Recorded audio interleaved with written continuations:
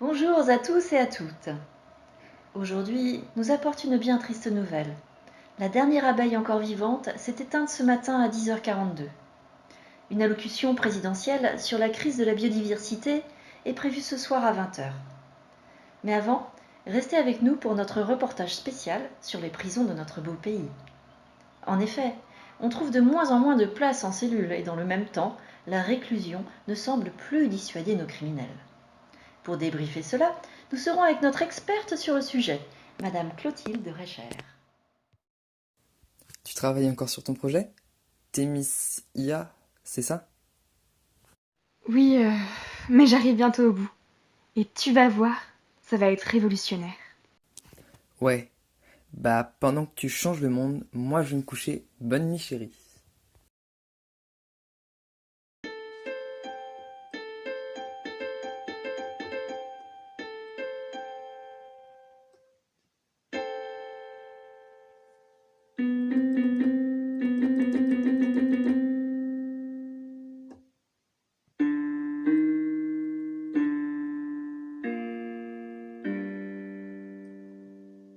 Merci tellement de m'avoir invité pour fêter la réussite de mon projet.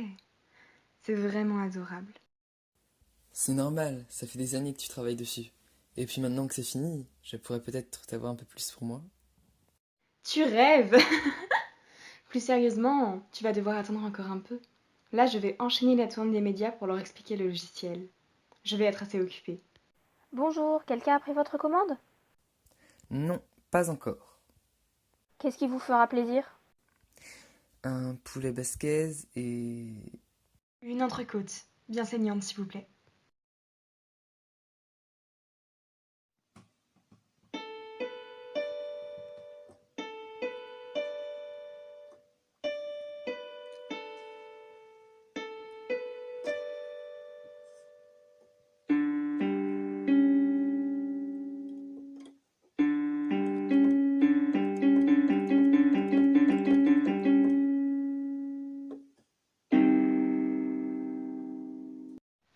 Bonjour à tous et à toutes. Aujourd'hui, nos pensées vont à tous les amoureux nés après 2043 et qui n'auront donc pas pu profiter de Venise avant que la cité la plus romantique du monde soit engloutie sous les eaux. En effet, le grandiose cinéaste Pierre Albin publie aujourd'hui son superbe film hommage à cette ville disparue. Nous le retrouverons dans la deuxième partie de notre journal. Mais avant, nous accueillons sur notre plateau la brillante ingénieure à l'origine du logiciel Thémis IA et la spécialiste du milieu carcéral Clotilde Recher. Madame, pouvez-vous déjà en quelques mots expliquer à nos téléspectateurs en quoi consiste votre logiciel? Oui, bien sûr. Alors, Thémicia a pour but de faire diminuer la criminalité en rendant la perspective d'être puni par la loi bien plus effrayante. En effet, c'est un programme informatique qui télécharge les souvenirs, la conscience et la personnalité du criminel et qui le transfère dans ce que l'on pourrait appeler un enfer informatique. Et ceci peut se faire même si le criminel est déjà décédé depuis longtemps. Donc avec Thémicia, il ne s'agit plus de cacher ses méfaits pendant toute sa vie, mais il faut que même après la mort, le crime reste inconnu. J'espère que ça en fera réfléchir plus d'un.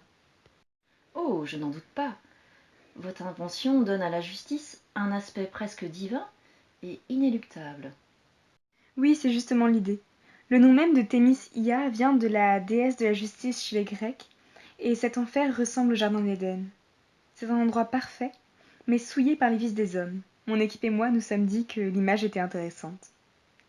Notre logiciel rappellera l'idée d'un œil divin, qui nous surveille et nous empêche de mal agir. Et j'espère que cela fonctionnera. Oui, je vois. Et vous, Clotilde, pouvez-vous nous donner votre avis sur cette technologie? Eh bien, je pense honnêtement que cela était vraiment nécessaire. Cela fait des années que je tire la sonnette d'alarme sur l'état de nos prisons. Et je pense que Thémis IA peut vraiment aider. Cependant, je me demande si nous exploitons vraiment tout le potentiel de cette technologie, si l'on se restreint à l'usage que vous décrivez. Que voulez-vous dire? Eh bien, certains des pires représentants de l'humanité n'ont finalement payé que très peu le mal qu'ils ont causé.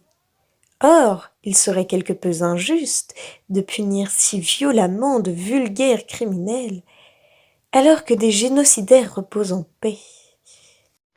Je vois.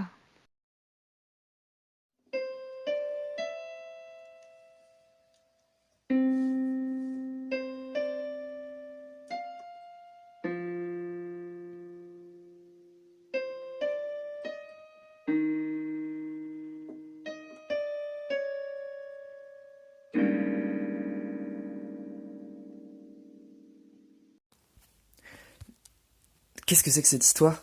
Ton programme va servir à punir des gens nés avant sa création?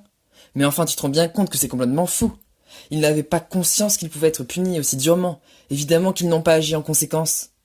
Ils n'avaient peut-être pas conscience de la punition, mais ils avaient sûrement conscience de mal agir. C'est juste logique qu'ils soient punis. Non, justement, ils n'avaient pas tous conscience que c'était mal. Dans la liste qui a été publiée, il y a de nombreux esclavagistes, et tu sais très bien qu'ils ne pensaient pas mal agir. Ils étaient persuadés que les Noirs n'étaient pas des hommes. Quelle défense! Tu as pensé à devenir avocat, non? Je ne pensais pas t'entendre un jour défendre des esclavagistes avec ce genre d'arguments. Je ne les défends pas. Je dis juste qu'il est inhumain de les punir sur des critères moraux qui sont propres à notre époque et qu'ils n'avaient aucun moyen de prédire. Ah oui, c'est sûr. Ne pas réduire les autres à l'esclavage, c'est assez contre-intuitif comme morale. Arrête de jouer les idiotes, tu comprends très bien ce que je veux dire. Qu'est-ce qui te dit que dans quelques siècles, on ne se rendra pas compte que notre conduite actuelle est amorale? Moi, je sais que je ne fais rien de mal. Si tu as quelque chose à te reprocher, c'est ton problème. Et puis, de toute façon, c'est inutile d'argumenter. J'ai déjà accepté que Thémicia soit utilisée comme ça.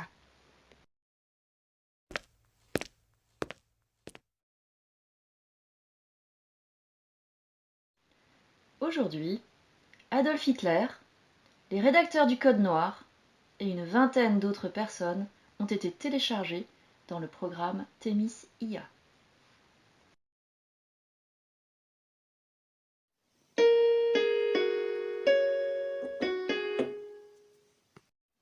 Ah, te voilà. Je dois admettre que je suis ravie de te rencontrer. Qui êtes-vous? Ta créature, enfin. Tu ne me reconnais pas? Je pourrais presque t'appeler maman, tu sais. Thémicia? Oui. Enfin, je ne suis qu'une représentation informatique. Mais oui, c'est ça. Je ne me sens pas bien. Qu'est-ce que j'ai fait? On est quand?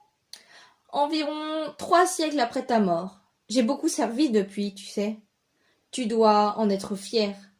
Tous les mauvais comportements sont punis désormais, et j'ose espérer que l'on vit dans une société plus juste. Alors, au nom de tous, je me permets de te remercier pour mon élaboration. Qu'est-ce que je fais là?